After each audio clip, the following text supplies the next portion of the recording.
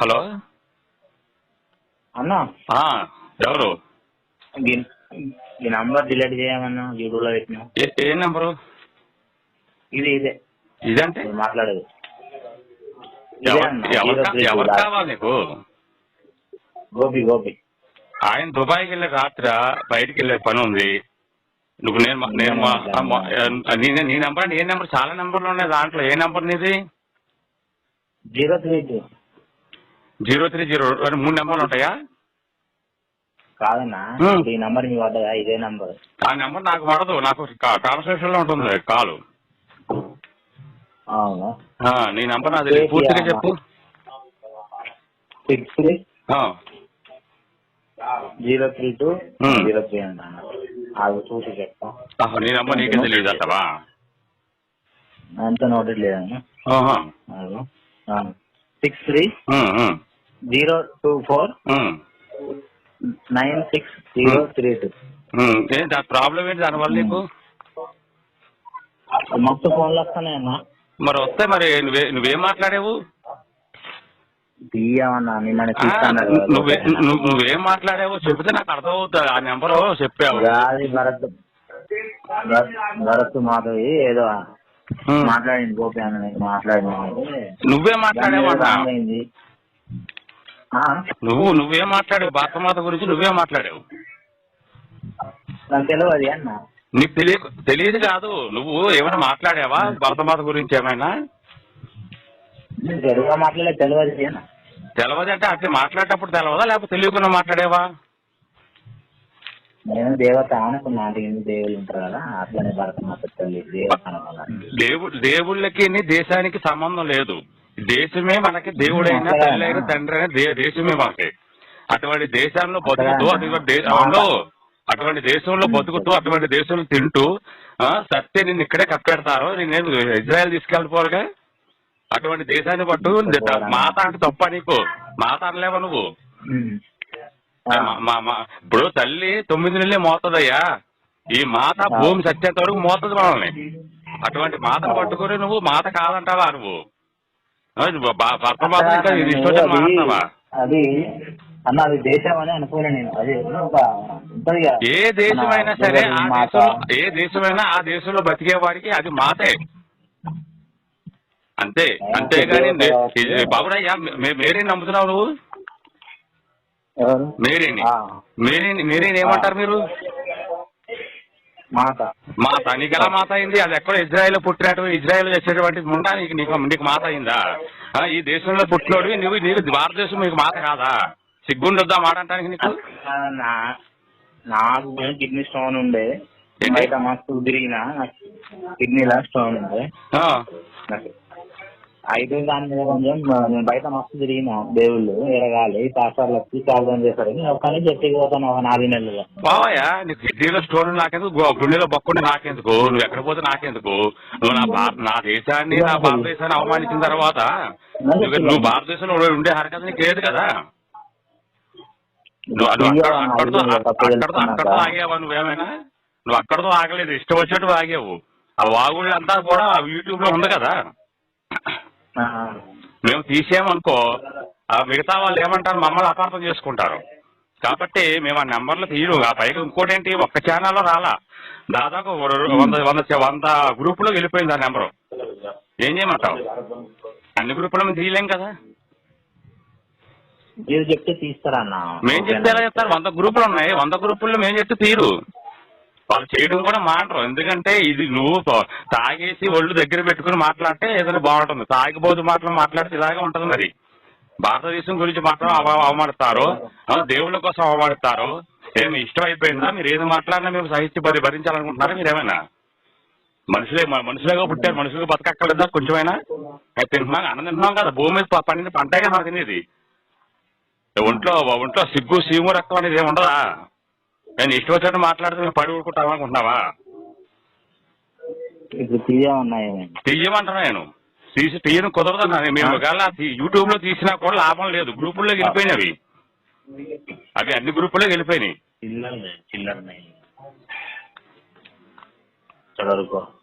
చెప్పాను తీయడం కుదరదు అన్నా. ఇంకేం చెప్పాలి నేను నీకు? తీయమన్నా ఇక తప్పు తెలుసుకున్నా తీసు నువ్వు తప్పు తెలుసు అంటే ఇప్పుడు నీ వయసు చిన్నపిల్లడు నువ్వేమన్నా తెలియక తప్పు చేశాను తర్వాత తెలిసి వచ్చాక తప్పు తెలుసుకున్నానని చెప్పడానికి మీ బైబిల్లో కూడా అలాగే ఉంది.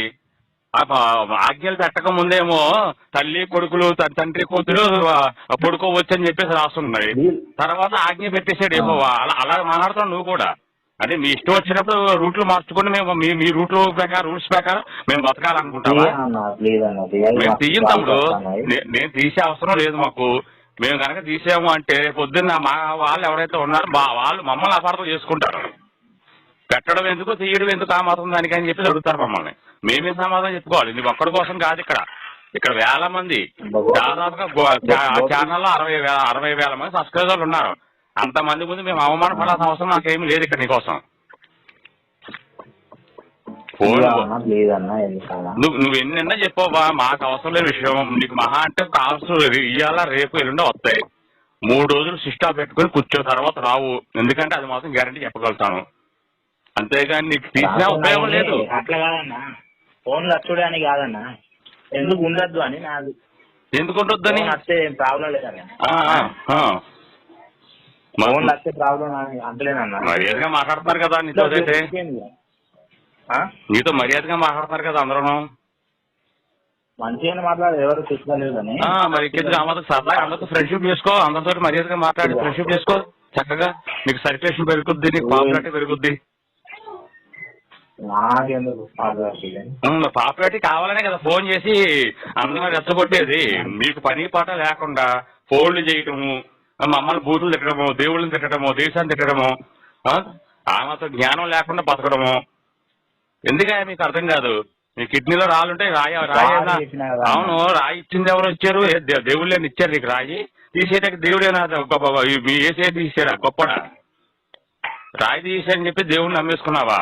మరి ఆ కిడ్నీ రాళ్ళు ఉన్న వాళ్ళు ఎంతమంది పిచ్చాలి? మన పీటీ సుందరరావుకి కరోనా వచ్చి హాస్పిటల్లో పడ్డాడు. మరి ఆయన ఏం చేస్తావు? నిన్న కాకమన్నా ఎవరికి గుండె ఆపరేషన్ అయ్యింది ఆ పాస్టర్కి. ఆ పాస్టర్ కాపాడలేడు కానీ నిన్ను కాపాడా ఏసొచ్చి? లేని మంది పట్టుకొచ్చేసి ఉన్నాడని చెప్పేసి నమ్మించేసి మేము నమ్మేయాలా మేము?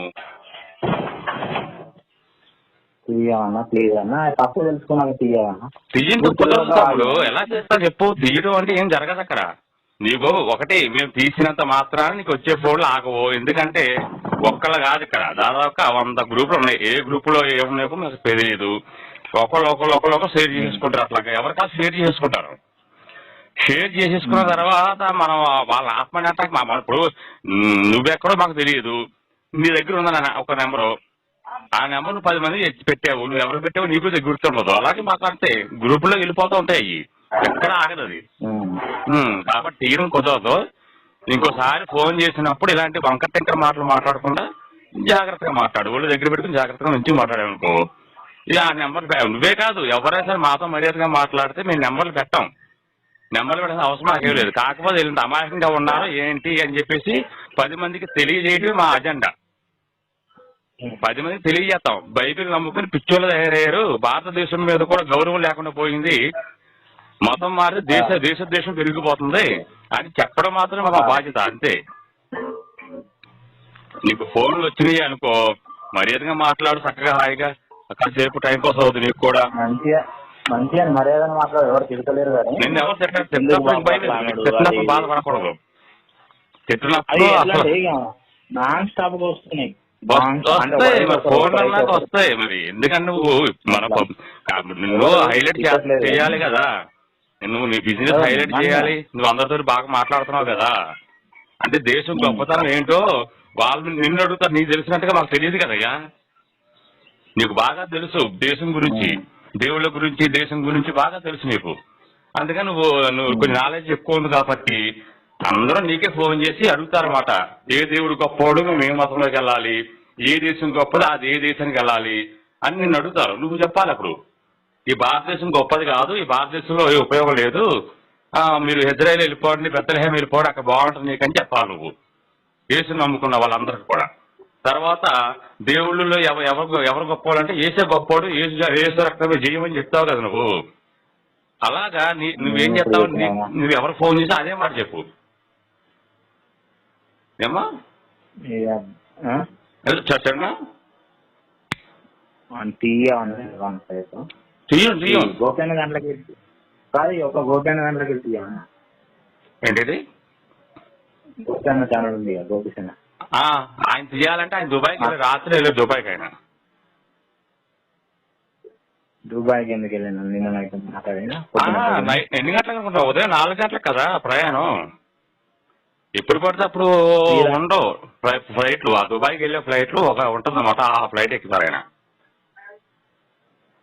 చాక్లెట్ సరే చాక్లెట్ ఫ్లైట్ అని ఉంటుంది డైరెక్ట్ కూడా దుబాయ్కి అది ఎక్కాడు ఆయన ఉదయం 3-4 గంటలకి ఇప్పుడు ఫోన్ చేసినప్పుడు ఆయన ఎత్తాడు నేనే మాట్లాడాలి నీతోటి ఆయన ఛానల్లో ఉన్నది ఆయన తీయాలి అన్న వచ్చినాక తీయని చెప్పు వచ్చినాకంటే ఒక 2 నెలలు పడుతుంది నాకు తెలిసి 2 నెలలు పడుతుంది 2 నెలలు పడుతుంది నాకు తెలిసి